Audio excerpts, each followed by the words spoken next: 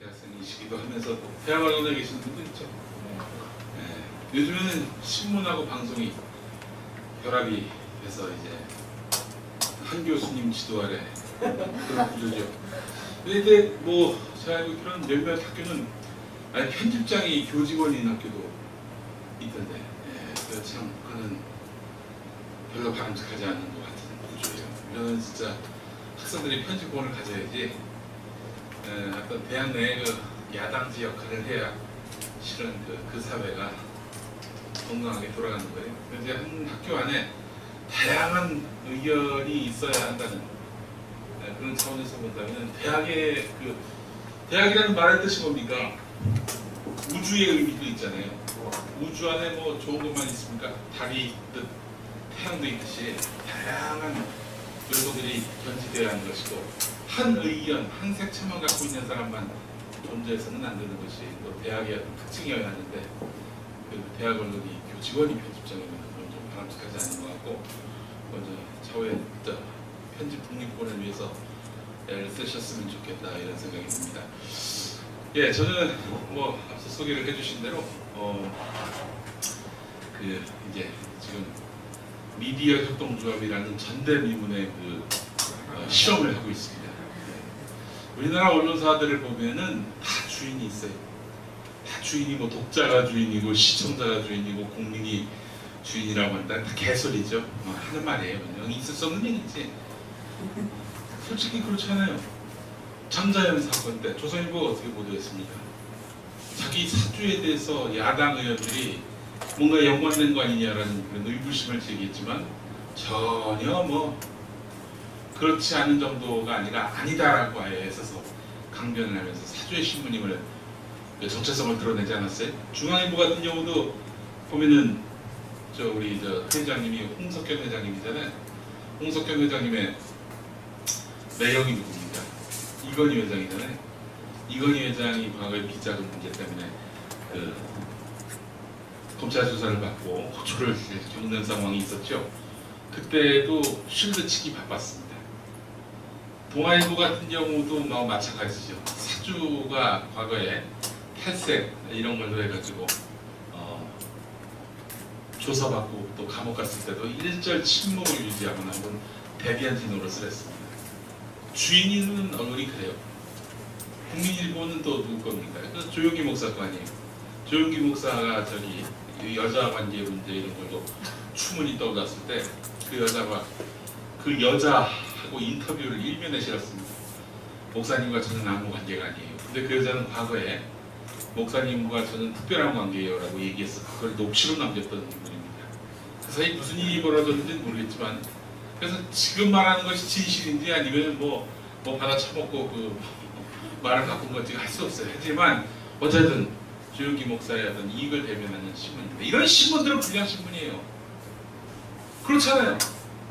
독자를 위해서 존재해 있는 게 아니라 사주를 위해서 존재해 있는 거 아닙니까? 사주의 어떤 입장을 대변하기 위해 있는 것이고. 방송은 어떻습니까? 방송이 좀 그나마 낫었어요. 참여정부 때문에 하더라도.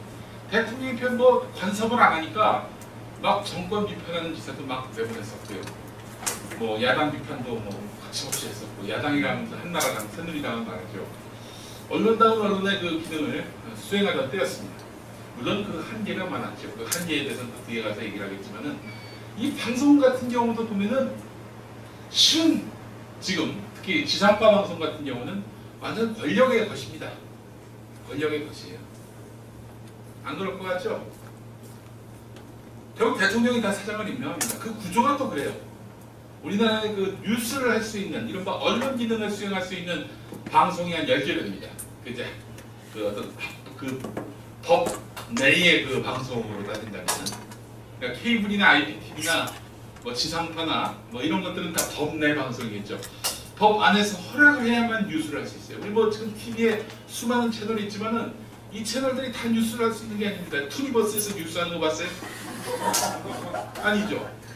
마찬가지로 그 엠넷에서 뉴스 안 합니다. 연예인 뉴스 이런 거면 뉴스라고 말할 수 없는 거고, 정치, 시사, 사회 현안에 대한 보도를 할 수 있는 채널은 우리나라에 지금 현재 15개 정도가 있습니다. 서울에만.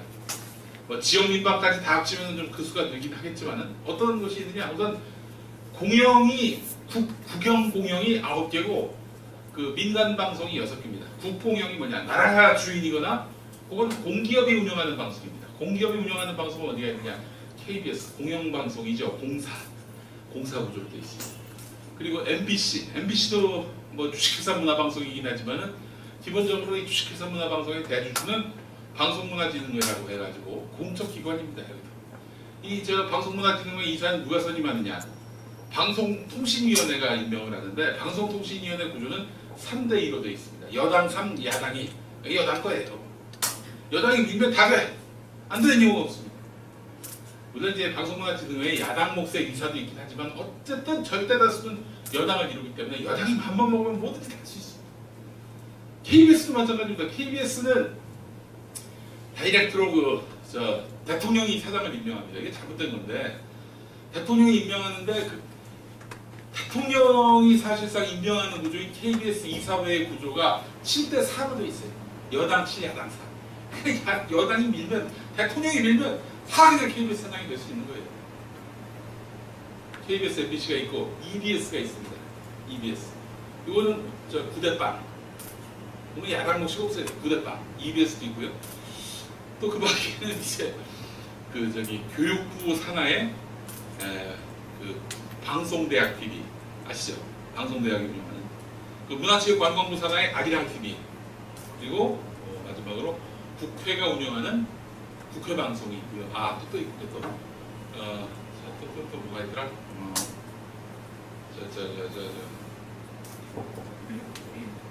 그 문화체육관광부가 운영하는 KTV 두 개가 더 나왔는데 두 개가 뭐지? KBS, MBC YTN하고 뉴스Y. YTN 아시죠? 이 공기업이 절대 다수의 지분을 갖고 있습니다. 만약에 이 지분을 민간이 산다면 민간 방송이 되는 건데 55% 이상일 거예요 아마 YTN 지분이. 뉴스와이는 연합뉴스가 아닙니까? 연합뉴스에 보시는 뉴스통신진흥회인데 여기도 역시 그 대통령의 영향력 아래에 있습니다. 그러니까 9개 채널 모두 대통령과 연관되어 있어요. 대통령이 우리나라의 대통령이 직접 임명하는 자리가 한 3,000에서 5,000개 정도 자리라고 합니다. 대단한 자리예요. 예를 들면 공기업 감사 이런 자리 이런 자리도 연봉이 억 단위가 넘어가니까 억 단위의 연봉 자리를 한 5,000개 준다고 생각해서 대통령 할 만하죠. 근데 이렇게 3쿠션으로 이제 말하자면은 그 임명할 수 있는 그런 자리까지 다 합치니까 2만 개가 넘습니다. 그러니까 다 대통령을 하려고 하는 거예요. 대통령 병에 걸리기도 하고 말이죠. 그러니까 어마어마한 권력을 대한민국은 지금 대통령에게 부여하고 있습니다. 그런 대통령이 만약에 4차원이라면 어떨까요? 그런 대통령이 만약에 두뇌 구조가 닭하고 비슷하다. 그럼 어떨까요? 일과 시간에 7시간 동안 연락이 안 되면 어떡할까요? 큰일 나겠죠. 그건 대통령이 아니라 흉기가 되는 겁니다. 흉기가. 자, 이렇게 대통령이 정말 마음만 먹으면은 뉴스할 수 있는 방송사 15군데 가운데 9군데를 이렇게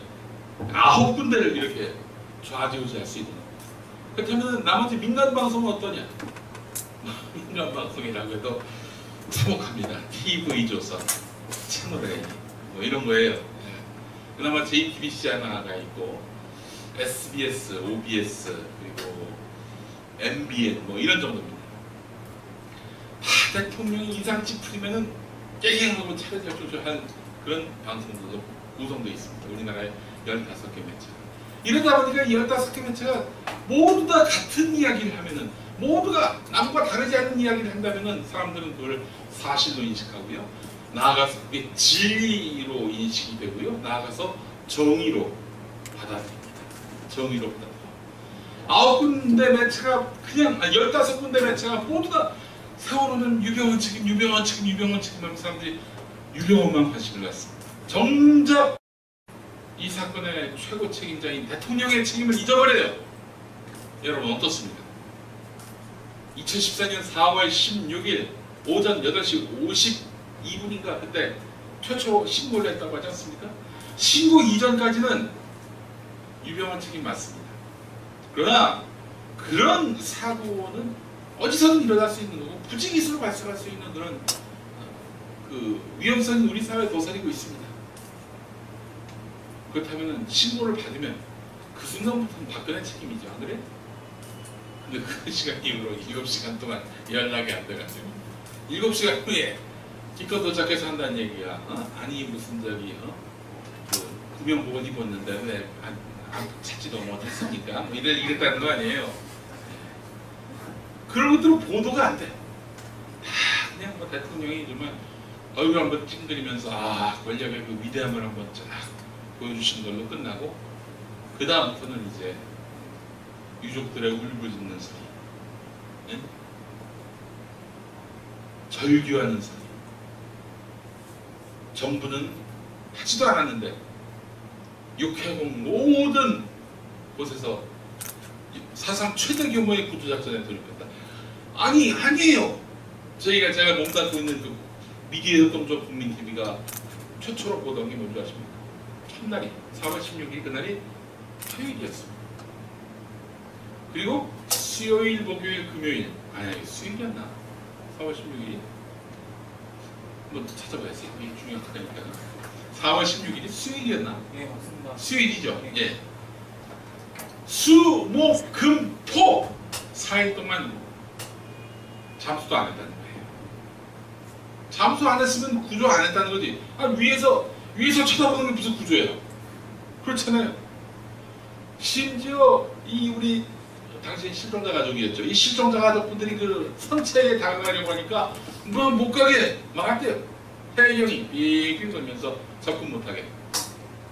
다 그냥 완전히 가라앉아가지고 거기서 통째로 익사할 때까지 기다린 거 아니냐라고 의심이 들게끔 그렇게 행동을 했다는 거죠.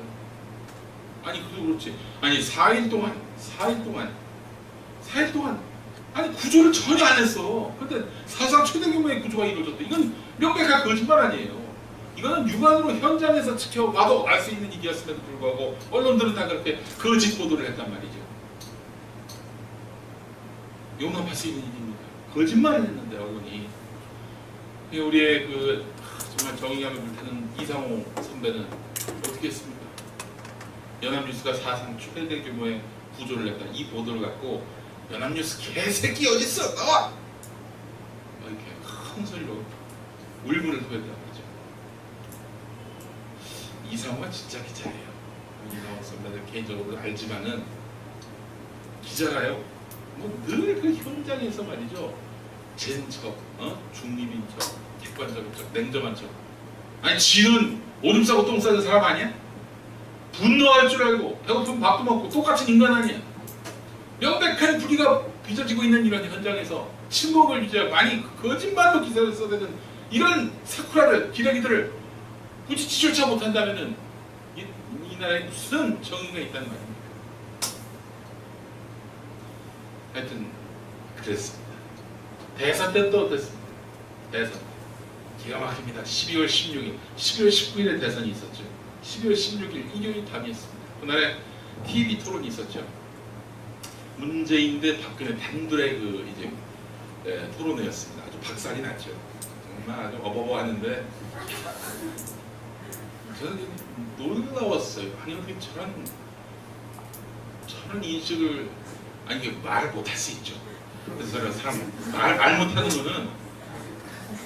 거는 도리어 사람들에게 동정심을 유발하는 측면이 있습니다. 왜냐하면 저 사람이 생각과 진정성은 있는데 말을 잘 못한다. 우리나라 사람은요 말 잘하는 사람 싫어합니다. 싫어해요.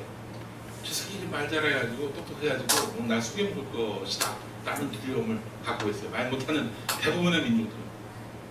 근데 TV 토론회에 나와서 말 잘하는 사람들 치고 성적 좋은 사람들이 없었어요. 생각해봅시다. 아니 저 누구야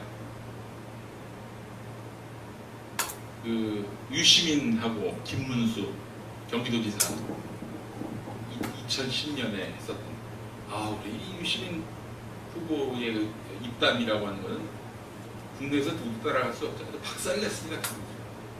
졌어요 그때 결국에.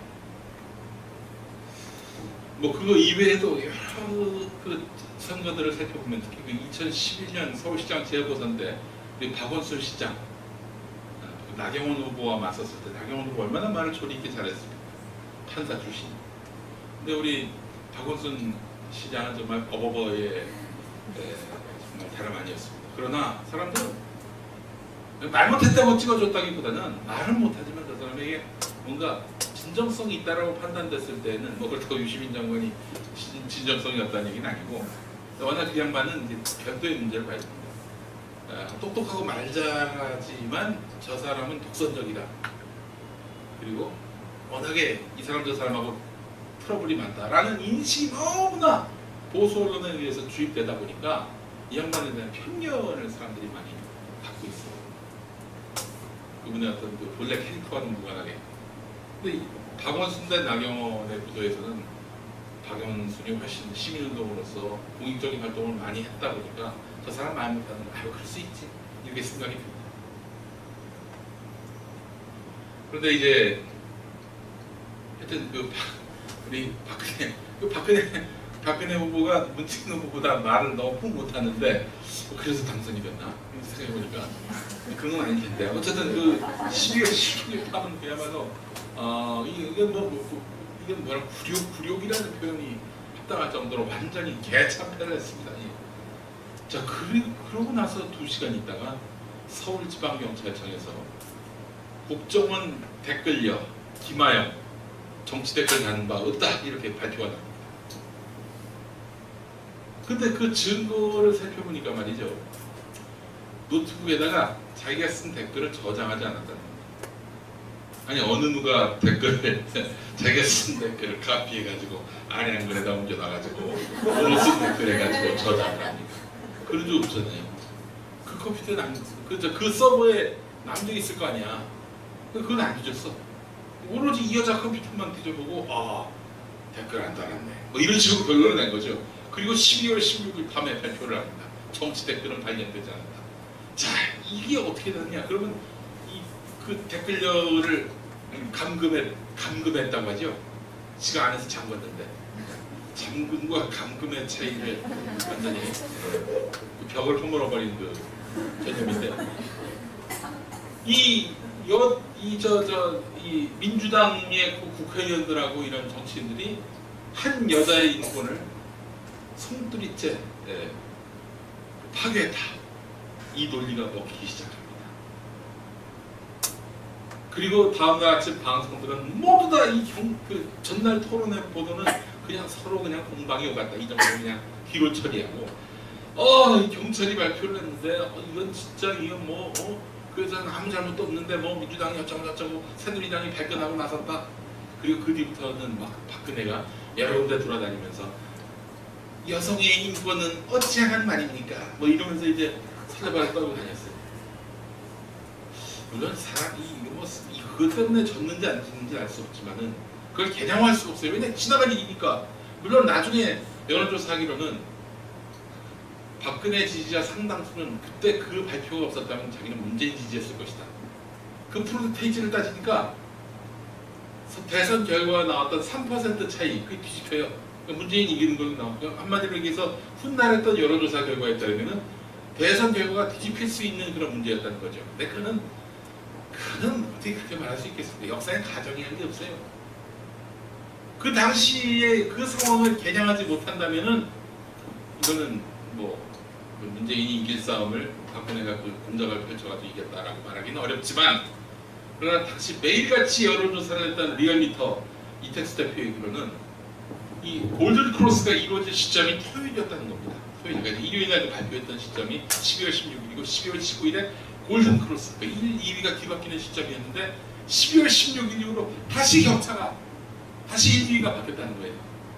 그러니까 그 사건 말고는 달리 생각해볼 수 있는 변수가 없는데 토론인가? 너무 말을 못해서 그런 건 아닐 테고. 그렇다면은 결국에는 12월 16일 그날 밤의 발표는 대선에 영향력을 미치기 위한 국정원의 꼼수, 공작이었다. 또 경찰의 합작이었다. 이렇게 보는 것이 정확하겠습니다. 자, 12월 17일부터 모든 방송은 다 경찰 발표만 마치 그게 정설이고 진리인 양 얘기합니다. 15개 채널이 내내 똑같은 얘기를 지저대기 시작합니다. 사람들은 거기에 또 다른 의견, 그러니까 그 경찰 수사 결과 발표의 빈틈과 문제점에 대해서는 전혀 고려되지 않은, 반영되지 않은 그런 보도는 접할 수가 없었습니다. 그럼 어떻게 되느냐? 사람들은 이거 국정원이 선거 개입을 안 했구나, 야당이 합공사를 했구나, 이런 인식을 하게 만든 거죠. 물론 거기에 반박 기사가 없지 않았습니다. 한겨레와 경향이 인터넷판으로 경찰 발표 수상적인 것이 한두 군데가 아니라 보도를 했지만 한겨레, 경향, 인터넷판 보는 사람이 얼마나 있겠어요.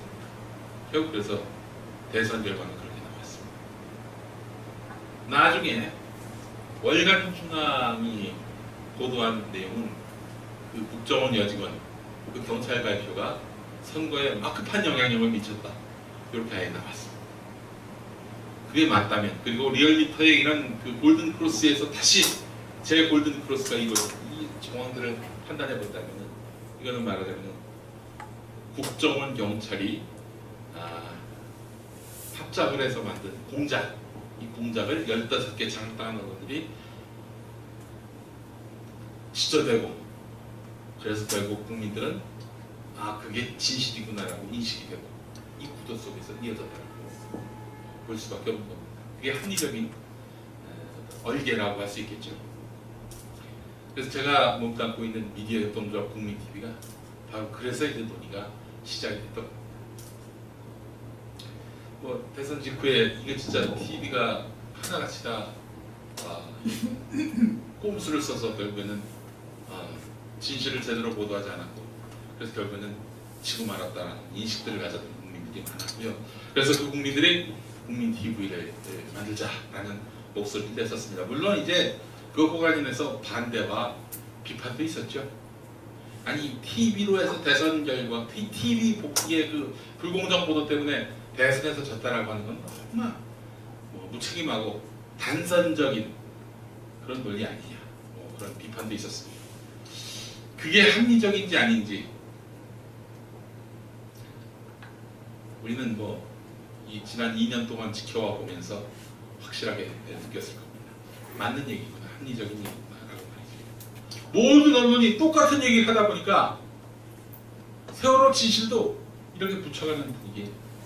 여론조사를 했더니 여야 합의안이 옳다, 그대로 가자가 소폭이긴 하지만 다수를 이뤘습니다. 아마 45%가 나왔고요. 36%는 아니다, 유족의 뜻대로 가야 된다, 이렇게 나오고 있습니다. 여러분 어때요?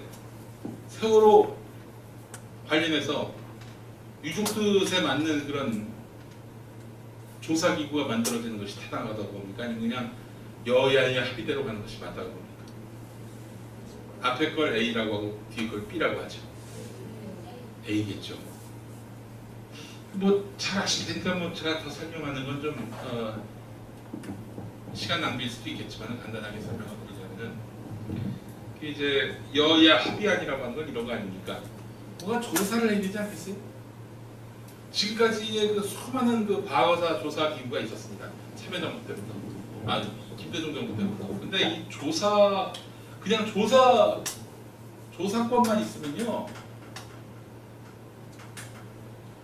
이 기관 저 기관 또 이 사람 저 사람 보고 나와서 조사받아라 라고 요청할 수 있습니다. 만약에 거부한다, 과징금인가 아마 물 거예요. 과징금 안 내면 어떡하냐? 그냥 안 내면 그만이에요. 나중에 이렇게 세제 관련해서 불이익을 받을 수는 있지만 끝까지 안 내니까 버티면 그건 그런 거 많은 거예요. 그리고 자료를 감추고 안 줄 수도 있어요.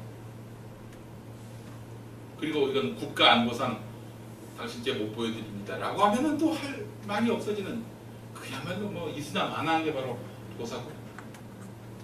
그러면은 이거보다 한 단계 더 높은 게 뭐냐? 수사권이죠. 만약에 수사를 거부한다, 그때 진짜 붙잡아 올 수도 있고요.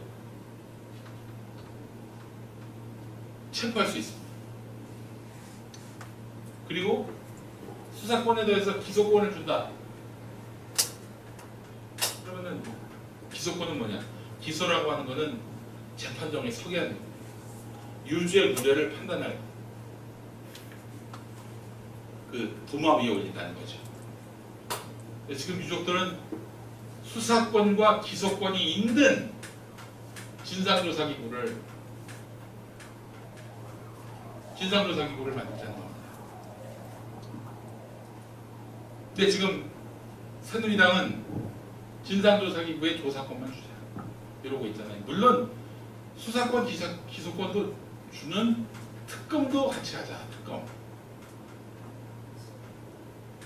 이게 이제 여기서 진상조사기구 안에 특검 기능까지 다 넣어서 이 한 기구가 다 수사권, 기소권도 갖되 유가족들도 추천할 수 있는 이런 사람들 중심. 그러니까 유가족의 어떤 입장을 많이 반영할 수 있는 분들을 다수로 해가지고 조사기구를 만들자 이런 입장인 반면에 새누리당 얘기는 여기 진상조사기구에 조사권만 주고 특검을 따로 만들어서 여기서 수사권, 기소권을 주도록 하자 이런 얘기.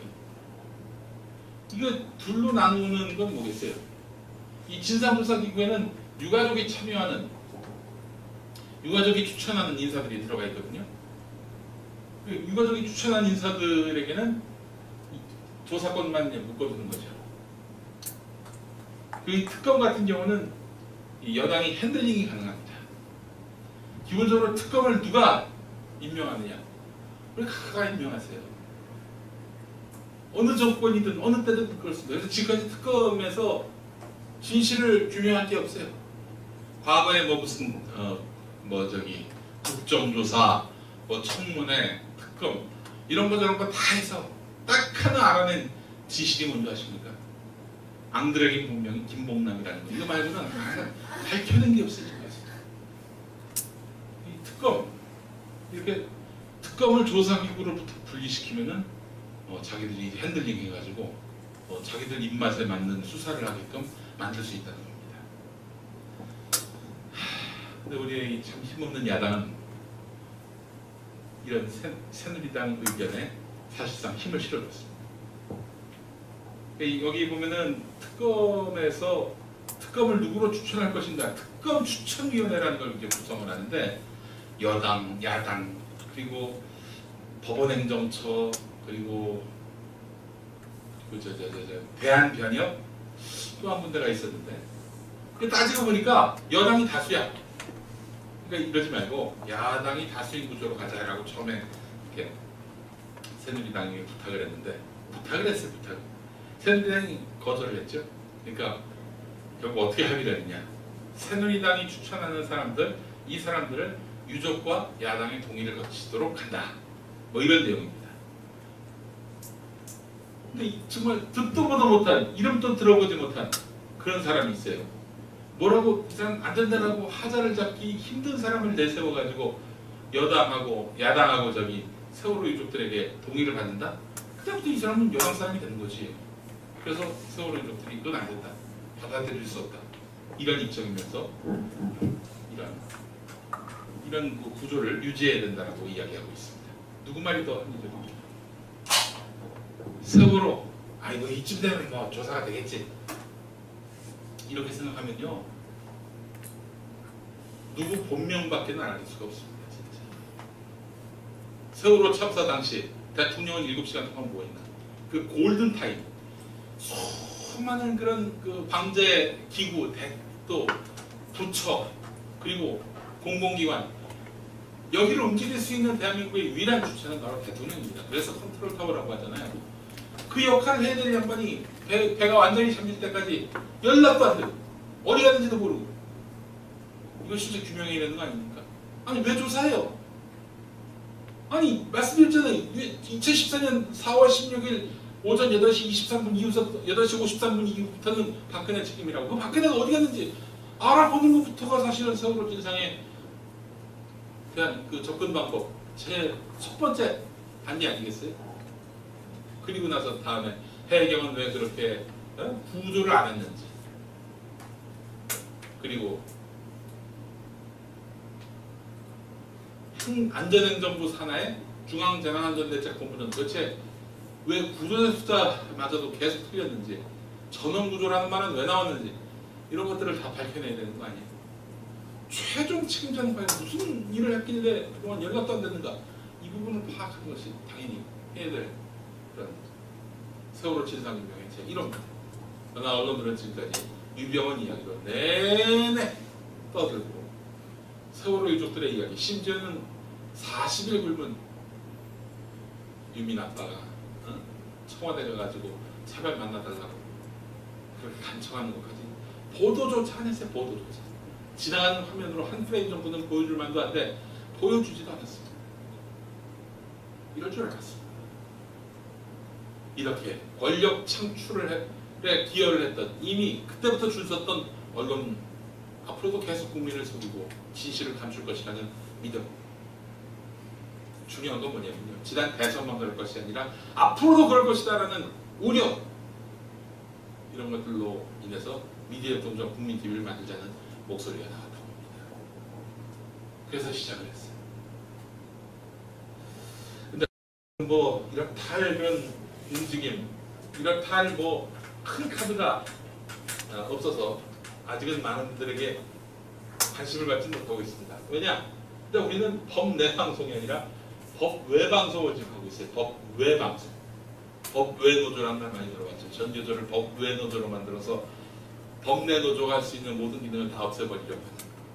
이 나라의 그 수구 기득권 세력들을 보면은 이 교육 분야에 아주 애정이 많습니다. 어떻게든 전교조를 무력화시키려고, 전교조를 고립시키려고 갖은 수를 다 씁니다. 아니 전교조가 뭐 물론 거기가 무슨 뭐 천사의 조직도 아니고 거기 있는 분들 모두가 다 성인분들하고 말할 수는 없겠죠. 때로는 일탈하는 그런 선생님들도 있을 것이고요. 아니 사람이 모여있는데 한 사람 한 사람을 다 통제할 수는 없잖아요. 예를 들어 전교조 선생님 한 분이 갑자기 여고생 앞에서 농단행위를 했다. 길거리에서. 어떻게 될까요? 이런 장악당한 언론들은 몇 날 며칠 그냥 톱뉴스로 다니면서 전교조가 몹쓸 조직이다라고 하는 매도를 할 겁니다. 근데 그거를 검사장이 했어요. 얼마 전에. 그런 행위를 검사장이 했잖아요. 제주지검장이. 물론 종편들은 무슨 전문가들이 모여가지고 그냥 화제거리로 다루긴 했지만은 큰 뉴스로 다루진 않았습니다.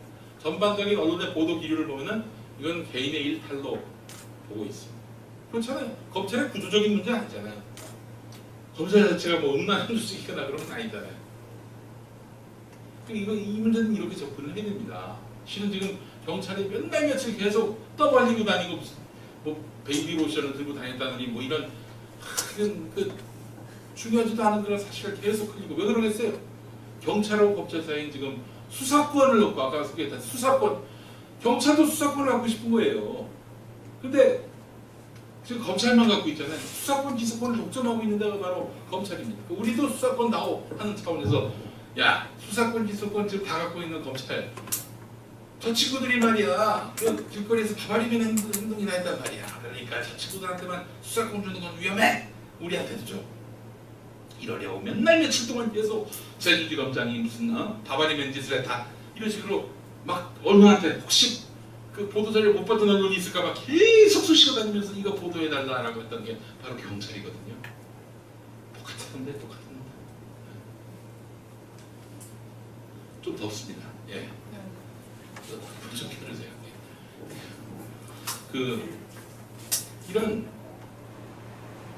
이런 식으로 이제 어느 조직이나 누구나 하나 들어갈 수 있는 또라이들의 문제임에도 불구하고 어느 한 교사가 잘못하면 이게 전체가 다 전교조 잘못인 것처럼 매도하는 이런 식의 언론 플레이, 이런 언론 플레이가 만연한 장악당한 고소법, 이런 언론은 너무나 곳곳에서 이렇게 노출되어 있습니다.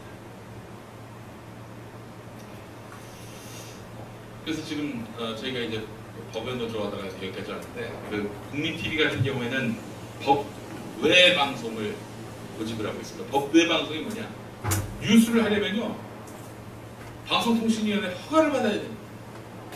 3대2, 여당이 3이고 야당이 2인 이 구조에서 허가를 받는 뉴스 할 수 있는 채널들, 지상파 방송, KBS, MBC 같은 그리고 연합뉴스, 뉴스와이하고 YTN 같은 뉴스 채널, 그리고 JTBC, TV조선 같은 종편, 이런 데는 이제 종합 뉴스가 가능해요. 이런 곳에서 뉴스를 지금 하고 있는데 하기 전에 다 허락을 받아야 했던 거죠. 국민TV도 그런 뉴스를 하려면은 허락을 받아야 되겠죠. 허락해 주겠습니까? 절대 안 해주죠. 그렇다고 안 할 수도 없잖아요. 뭐 요리 채널 들어가가지고 막 요리하면서 시국 얘기하고 시사 얘기하고, 이것도 유사 뉴스라고 해가지고 체제를 겁니다. 그렇잖아요. SNL 코리아가 이 프로그램 같은 경우도 시사 풍자에다가 바로 제재 들어왔습니다. 백지연이 토론한 끝장 토론, 그 프로도 아니 무슨 오락 채널에서 시사를 다루냐고 해가지고 그것도 제지를 당했어요. 만약 그 사람들이 여당 듣기 좋은 그 토론을 하고 풍자를 했다면야 제재를 하겠습니까? 그런 식으로 이제 규제를 당한 거죠. 그러니까 저희 같은 경우는 그런 뉴스 같은 것들을 아예 허락하지 않을까 싶은 겁니다. 국민TV 왜 만들었어요? 권력을 제대로 견제하라고, 가진 자들을 제대로 감시하라고 만든 거 아니겠어요? 이런 뉴스를 뭐 정말 1분만 나가도 바로 제재가 들어오고. JTBC만 보세요. JTBC가 지금 가장 그래도 범죄 방송 중에서 제일 잘 들이받잖아요. 그랬더니 들이받는 거가 보도 내용이 허위는 없고 그러니까 뭘로 들이받느냐? 그 뭐였더라? 유우성 씨 간첩도 아닌데 간첩이라고 뒤집어 써가지고 두 번이나 재판받아 둘 다 이긴 유우성 씨. 이 사람 초대했다고. 아니 뉴스의 인물인데 왜 초대를 안 해? 그리고 CBS 라디오 같은 경우도 왜 박창신 신부 있잖아요. 박창신 신부하고 인터뷰했다고. 그래서 징계를 먹었어요. TV조선에 정영이가 나와가지고 이재명 시장, 박원순 시장은 종북이다. 이 얘기는 징계도 안 받았습니다. 무슨 심판이 이런 심판들이 다 있어. 그러면 골 때리는 자들이죠. 이렇게 기본적으로 심판이 잘못된 경기는 뛰지 않겠다. 우리가 큰 그라운드에서 뛰지 못해도 제대로 된 축구를 해보겠다. 제대로 된 스포츠 정신을 발휘해보겠다 해서 지금은 법 외 방송을 하고 있지만, 저희는 그래도 이 법 외 방송으로도 영향력 또 진실보도, 우리 사회에 균형감 있는 그런 여론시장 형성 가능하다고, 불가능하다고 보지 않아요. 지금이야 시작한 지 얼마 안 됐지만은, 시작한 지 얼마 안 됐지만 그래도 꽤 나름대로 의미 있는 특종들을 많이 했습니다. 그 이제 KBS하고 같은 날 같은 시간에 나가서 그랬지, 그 문창극 신일 반민족 발언 동시에 보도했어요.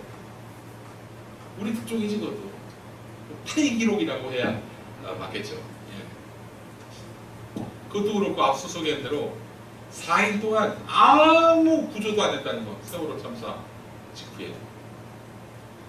그 밖에는 뭐 여러분들이 잘 알 것들 뭐가 있나. 저 변희재 구속영장 떨어진 거, 뭐 이런 거. 저희가 대부분 다 단독 보도했던 내용들이고, 저기 유병헌이 6월 실사로 보여드린 거, 이것도 다 저희 특종이죠. 근데 앞으로 더 많은 특종들을 낼 것이고, 2016년, 2017년에 이르러서는 총선 대선이 있는 해에는 그 같은 똑같은 농간이 있을 때, 저희는 그걸 막을 수 있는 힘을 키울 수 있을 거라고 생각합니다. 존재하는 이유는 이게 뭐 특기에 따라서는 야당하고 야당 편에 서서 여당과 대통령 엿먹이려고 하는 거 아니냐라고 보실 수 있을지 모르겠지만은, 기본적으로 언론은 그래야 됩니다. 가진 자를 견제하는 게 바로 언론의 역할이에요. 가진 자를 옹호하는 언론은 그건 홍보지일 뿐이지, 그건 언론이 될 수가 없는 거예요. 안 그렇습니까?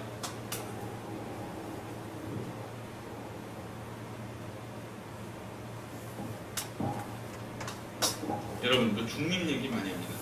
언론 하면은 중립을 취해야 된다, 이런 얘기를 많이 하죠. 그러니까 중립이 중요한 게 아니라 중요한 건 공정성이죠. 공정성. 이 공정의 개념은 이제 많이 바뀌어야 된다고.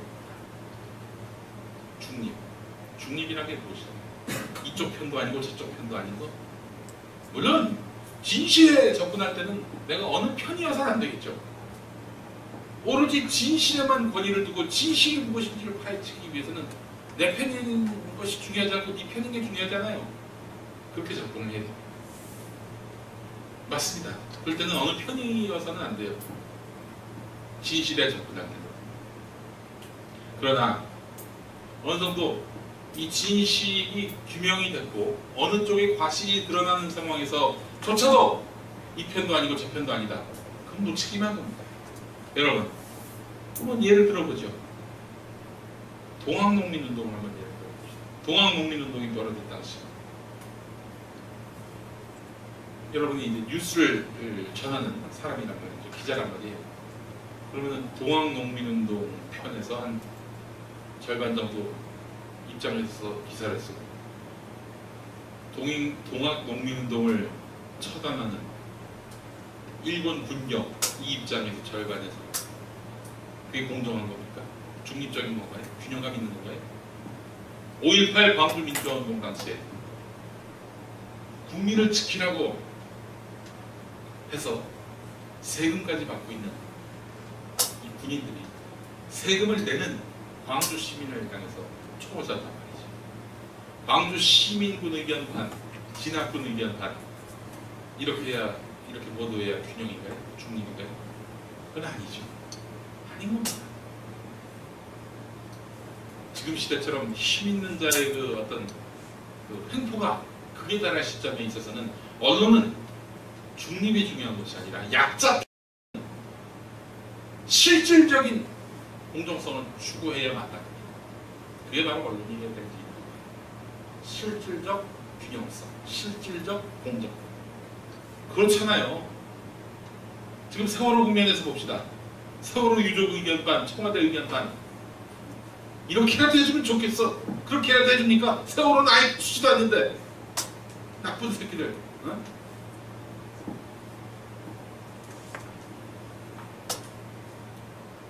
실질적 균형성, 공정성이 필요한 거예요.